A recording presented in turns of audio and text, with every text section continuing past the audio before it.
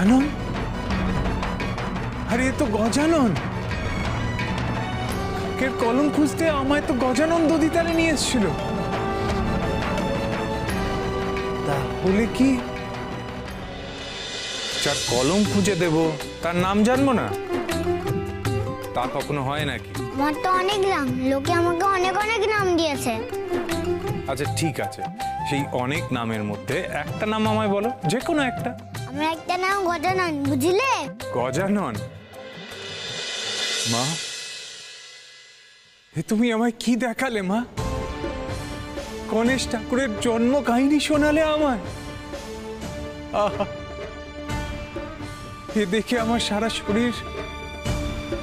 শরীরে শান্তি বয়ে গেল, শরীর মন জুড়িয়ে গেল মা, জুড়িয়ে গেল। আমাকে এইভাবে ডেকে আনলে, কিন্তু খাবার ব্যবস্থা কই? এসেই খাওয়ার চিন্তা হবে না, আমার খিদে পাই না বুঝি। তা কি কি খাবে এখন? লাড্ডু খাবো, গজা খাবো, তার সাথে মোহনভোগ, মন্ডা মিঠাই সব খাবো। বড় খিদে পেয়েছে আমার।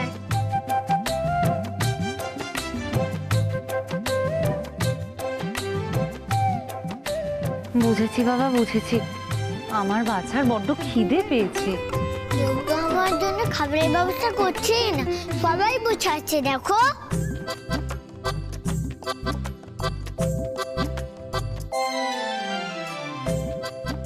ঠিকই তো, সত্যি তো, আমার বাচ্চার বুঝি এত সবুজ হয়। যা তোরা যা, গিয়ে আমার বাচ্চার জন্য থালা সাজিয়ে আন, মিষ্টি আন, যা। একটু কিছু না খেলে গায়ে বল পাবো কি করে আমি? এই তো আমি এক্ষুনি নিয়ে আসছি।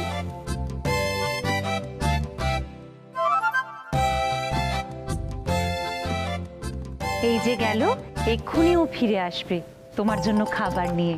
তারপর তুমি পেট ভরে খেও। হ্যাঁ, তোমার যে এখন অনেক দায়িত্ব। আজকে কিছু খাই, গায়ে বল হোক, তারপরে দায়িত্ব না হয় পালন করবো।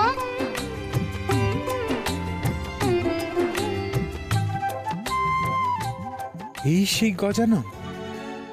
এই গজাননের হাত ধরেই তো আমি এখানে এসেছিলাম। আর ওই নিচে কিনা। হে প্রভু, আজ আমায় আর কত লীলা খেলা দেখাবে তুমি? হে প্রভু, তোমার লীলা খেলা বোঝার মতো ক্ষমতা আমাদের মতো হীন মানুষের নেই প্রভু। তবুও তো তুমি মাঝে মাঝে আমাদের ইশারা করো। আচ্ছা, আপনি তখন থেকে কি লীলা খেলার কথা বলছেন বলুন তো? হ্যাঁ, প্রভু গণেশ আবার কার সঙ্গে লীলা খেলা করবে না? ওই ওই ভিনদেশী সন্ন্যাসীর সঙ্গে? হ্যাঁ গুরুদেব, আমার কাছেও কিন্তু তোমার এই কথা স্পষ্ট নয়। দেখবেনি প্রভু কেন লোকনাথকে নিয়ে লীলা খেলায় মেতেছেন সেটা আমার কাছেও স্পষ্ট নয়, কিন্তু আমি বেশ অনুভব করতে পারছি প্রভু বিশেষ কোনো কারণে লোকনাথকে নিয়ে লীলা খেলা আরম্ভ করেছে। বিশেষ কারণ? কি আবার বিশেষ কারণ হতে পারে গুরুদেব? হয়তো প্রভু লোকনাথকে কোনো বিশেষ শিক্ষা দিতে চান, নয়তো সিদ্ধিদাতা গণেশ লোকনাথের সিদ্ধির পথে নিজেই কোনো সোপান হতে চান।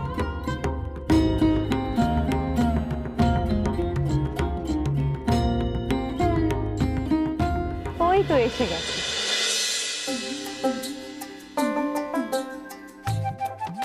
এখানে রাখো।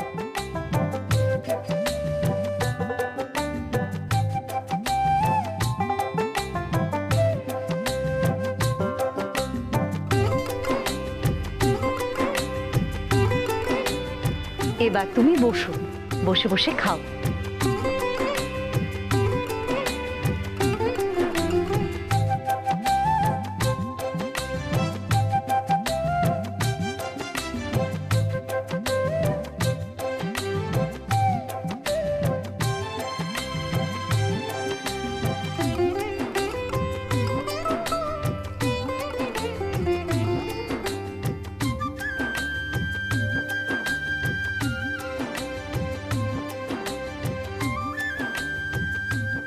এবার গায়ে বল পাচ্ছ তো বাচ্চা? শেয়ার বলতে খুব বল পাচ্ছি, পেটে আগুনটা কিছু কমলো।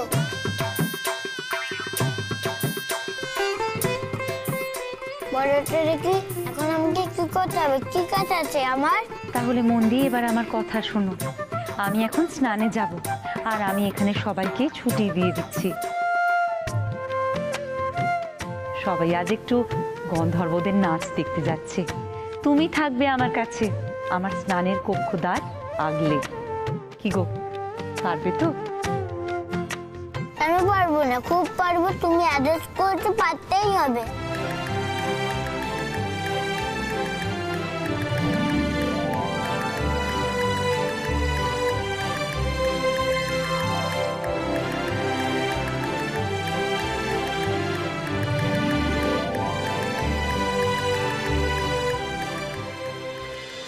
কিরে বেনি, তুই আবার কি ভাবছিস এত? তোমার কথা মতো যদি তাই ঘটে থাকে, তাহলে ওই হ্রদের জলে লোকনাথ পড়ে যাবার পরেও ওর তো কোনো ক্ষতি হওয়ার কথা নয়, বলো? দেখ বেনি, লাভ ক্ষতির কথা তো আমরা বলতে পারবো না, কারণ সেটা আমাদের হাতে নেই।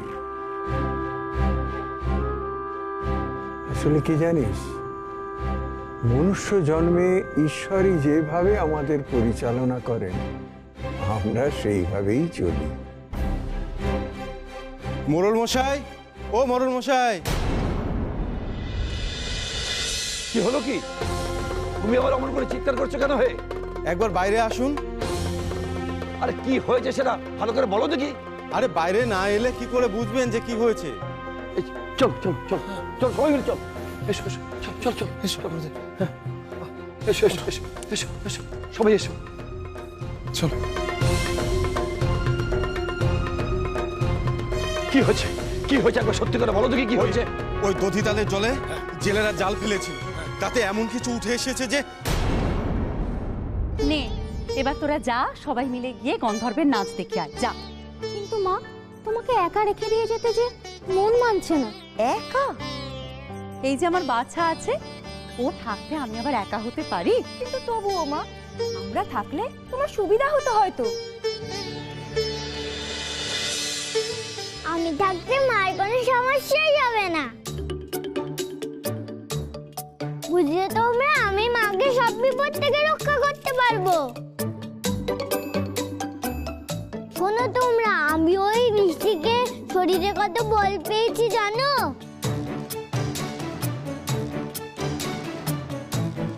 সত্যি বীর পুরুষ আমার। এই নে, এবার তোরা যা যা।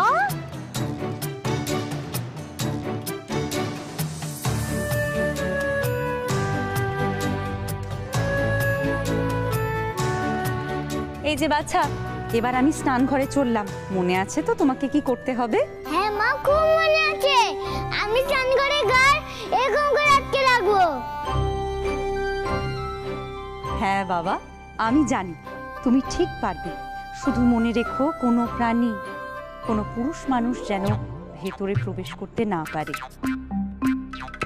আচ্ছা মা, তাই হবে।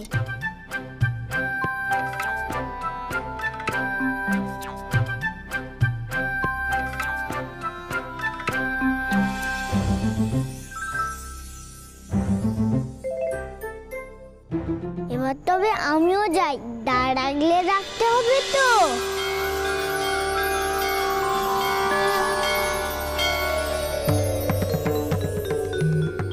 ওই তো, ওই তো সেই খাগের কলম। কিন্তু কিন্তু ওই কলম তো আর আমার হাতে ধরা দেবে না। তাহলে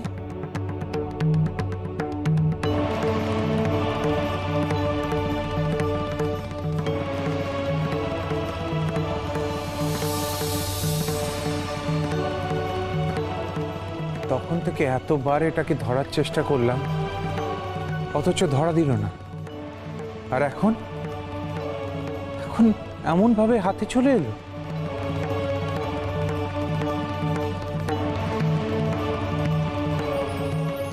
এখানে তো কেউ আমায় দেখতেও পাচ্ছে না। এই খাগের কলম যদি আমি প্রভু গজাননকে একবার ফেরত দিতে পারতাম, কিন্তু কি করে? কেউ তো আমার কথা শুনতেও পাচ্ছে না। কি খুব হতবাক হয়ে গেছে মনে হচ্ছে। আমি তো কিছু বুঝতে পারছি না। সময় হলে সব কথা বুঝতে পারবে তুমি। তার আগে বলো তো এতক্ষণ কি ভাবছিলে? আমি এখানে তোমাকে পাঠিয়েছি কেন, আর এইসব কেন দেখাচ্ছি, তাই তো?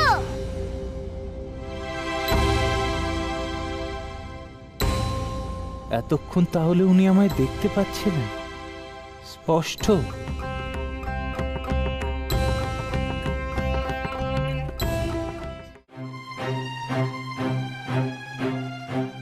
ওই যে ওইদিকে ওইদিকে ওইদিকে গেলে সব দেখতে পাবেন।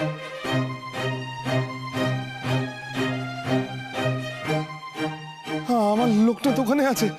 আমার লোকটা ঠিক আছে তো, সুস্থ আছি তো। কোথায় কে? কোথায় সন্ন্যাসী ঠাকুর? সন্ন্যাসী ঠাকুর কেন থাকতে যাবেন এখানে?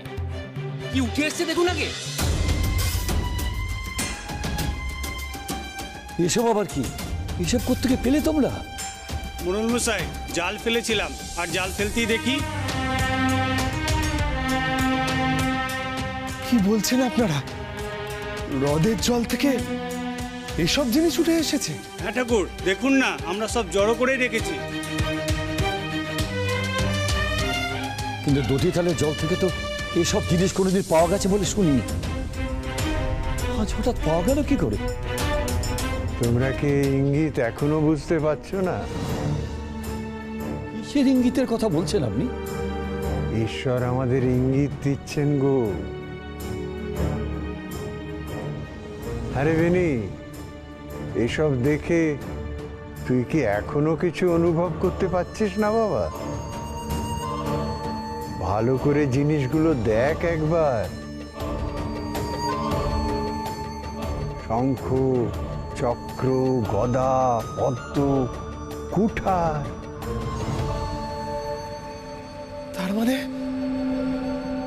তার মানে গুরুদেব, স্বয়ং গণেশ ঠাকুর নিজের অস্ত্র এখানে? ঠিক তাই, ঈশ্বর স্বয়ং এই জিনিসগুলো পাঠিয়েছেন। আর এই জলেই তো লোকনাথ তলিয়ে গেছে। এবার বল, ঈশ্বরের লীলা খেলা ছাড়া এটা কি হতে পারে? বল। তাই তো, সত্যিই তাই। ঠাকুরের কৃপা সব গো, আমাদের এইসব জিনিস দেখার সৌভাগ্য হলো।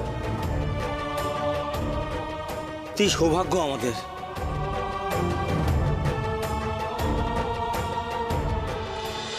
কি ভাবছো তুমি লোকনাথ? আপনি আমায় দেখতে পাচ্ছেন প্রভু গজানন? আমার কথা তাহলে আপনি শুনতে পাচ্ছেন? কেন শুনতে পাবো না লোকনাথ? দেখতে বা শুনতে আমরা সবই পাই, কিন্তু সময় না হলে তাদের জানান দিই না। কিন্তু আমি ভাবলাম এইখানে হয়তো কেউ আমায় লক্ষ্যই করছে না। বুড়ো মানুষ চোখের সামনে থেকে অনেক কিছু লক্ষ্য করে না, কিন্তু দেবতারা তা নন। দেবদেবীদের সবকিছু লক্ষ্য রাখতে হয়, তবে নেই ধরাধাম নিজের নিয়মে আপত্তিত হতে পারে।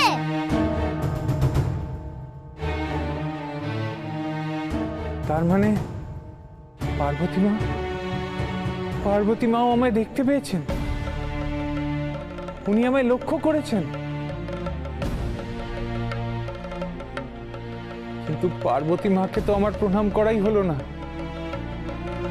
উনি আমার এত কাছে ছিলেন, অথচ সেই সুযোগ তুমি পরেও পাবে লোকনাথ।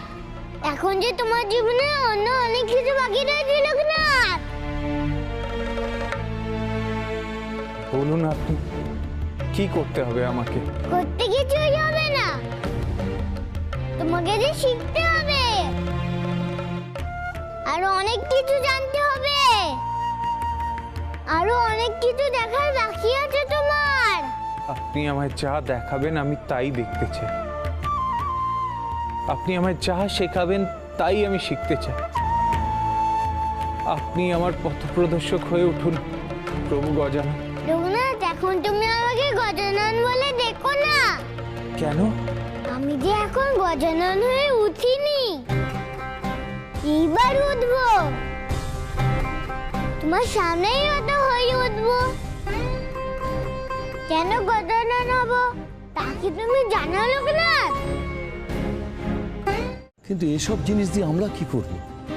মন্দিরে প্রতিষ্ঠা করব? আমরা যে কিছু বুঝে উঠতে পারছি না। অপেক্ষা, অপেক্ষা করা ছাড়া আমাদের আর কোনো পথ খোলা নেই। কিন্তু কেন ঠাকুর? প্রভু যে নিজেই লীলা খেলায় মত্ত হয়েছেন, তিনি আমাদের কোন পথে নিয়ে যেতে চান তা তো আমাদের পক্ষে বলা সম্ভব নয় গো।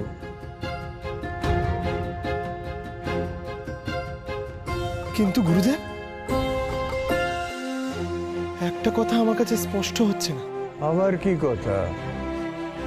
গদা, চক্র, শঙ্খ, পদ্ম সবই উঠেছে মানলাম, কিন্তু গুরুদেব এই কুঠার, কুঠার কেন? কুঠার যে প্রভু শ্রী গণেশের আরেকটা অস্ত্র রেবেনি। তাই তোকে বললাম না, ভারতের নানা প্রান্তে নানা রূপে প্রভুর উপাসনা হয়। তাদের প্রকারভেদও আছে, কারুর 4 হাত, কারু কারু আবার 8 হাতও থাকে। আমিও তেমনটা শুনেছি বটে। তাছাড়া এখানে তো কুঠারের ব্যবহার হয়ই। সেই জন্যই প্রভু কুঠার অস্ত্রটা পাঠিয়েছেন। আবার কোথাও কোথাও শঙ্খ, চক্র, গদা, পদ্ম ছাড়াও মোদক, ত্রিশূল আর এই কুঠারের ব্যবহার হয়। ত্রিশূলও? নিশ্চয়ই। ত্রিশূল প্রভুর আর এক অস্ত্র। সিদ্ধি লাভের পথে তিনি ত্রিশূলও ব্যবহার করেন, আবার কখনো কখনো কুঠারও ব্যবহার করে থাকেন।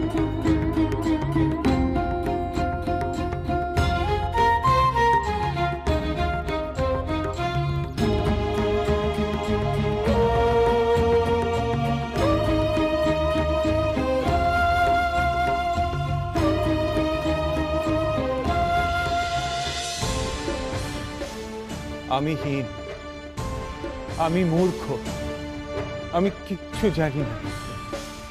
আপনি আমার শিক্ষা দিন হে দেব। শিক্ষা?